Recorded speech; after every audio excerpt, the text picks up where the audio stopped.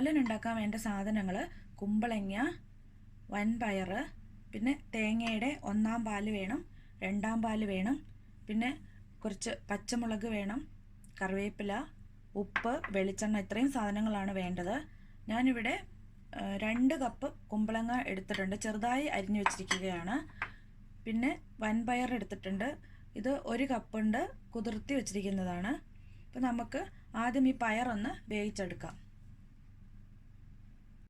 1/4 cup വെള്ളം ചേർത്ത് നമുക്ക് പയറൊന്ന് വേവിച്ചെടുക്കാം.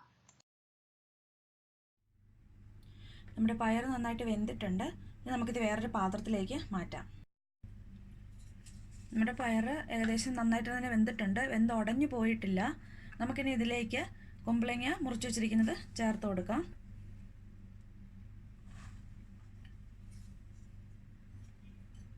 ഈ പയറിൻ്റെ അകത്ത് ഇപ്പോൾ കുറച്ച് വെള്ളമുണ്ട്. അപ്പോൾ ഈ കുമ്പളങ്ങ വെന്ത് തുടങ്ങുമ്പോഴേക്കും അതിൽ നിന്നും കുറച്ച് വെള്ളം ഇറങ്ങും. അപ്പോൾ അതുകൊണ്ട് ഇപ്പോൾ ഇതിലേക്ക് വെള്ളം ചേർത്ത് കൊടുക്കണ്ട, നമുക്കിതൊന്ന് അടച്ചു വെച്ച് വേവിക്കാം. ഇനി നമുക്കൊന്ന് തുറന്ന് നോക്കാം. വെള്ളമൊക്കെ വറ്റിയിട്ടുണ്ട്, കുമ്പളങ്ങ വെന്ത് തുടങ്ങിയിട്ടുണ്ട്. ഇനി നമുക്കിതിലേക്ക് നമ്മൾ എടുത്ത് വെച്ചിരിക്കുന്ന 2-ാം പാല് ചേർക്കാം. ഞാനിവിടെ 2 കപ്പ് 2-ാം പാലാണ് എടുത്തിരിക്കുന്നത്. നമുക്ക് അത് ഇതിലേക്ക് ചേർത്ത് കൊടുക്കാം.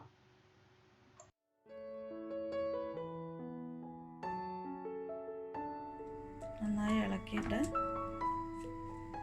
മൂടി വയ്ക്കാം. നമ്മളിപ്പോൾ ഇത് വെച്ചിട്ട് 5-6 മിനിറ്റ് ആയി. നമുക്ക് തുറന്ന് നോക്കാം.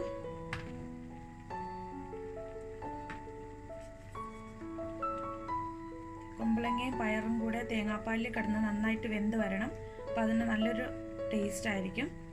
വെള്ളം ഒന്ന് വറ്റി ഒന്ന് കുറുകി കിട്ടിയാൽ മതി. നമുക്കിനി ഇതിലേക്ക് പച്ചമുളക് ചേർത്ത് കൊടുക്കാം.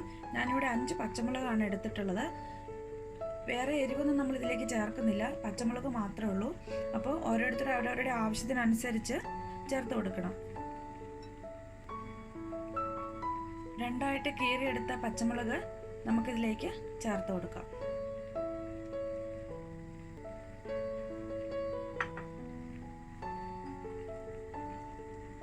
കുറച്ച് കറിവേപ്പിലയും കൂടി ഞാൻ ചേർക്കുകയാണ്. നന്നായിട്ടൊന്ന് ഇളക്കി.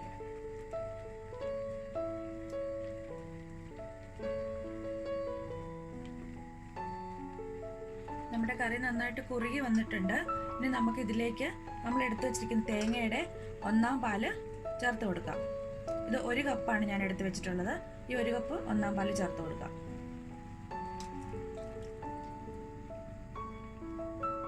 ചെറുതായിട്ടൊന്ന് തിള വരുമ്പോഴത്തേക്കും 1 സ്പൂൺ വെളിച്ചെണ്ണയും കൂടി ഒഴിച്ച് നമുക്ക് തീ ഓഫ് ചെയ്യാം. ഈ സമയത്ത് ഉപ്പ് നോക്കിയിട്ട്, ഉപ്പ് കുറവാണെങ്കിൽ ആവശ്യത്തിന് ഉപ്പ് ചേർത്ത് കൊടുക്കണം. നമ്മുടെ കറി തിളയ്ക്കാൻ തുടങ്ങിയിട്ടുണ്ട്. നമുക്കിതിലേക്ക് 1 സ്പൂൺ വെളിച്ചെണ്ണ തൂവി കൊടുക്കാം. 2-3 കറിവേപ്പിലയും കൂടി ഇട്ട് കൊടുക്കാം.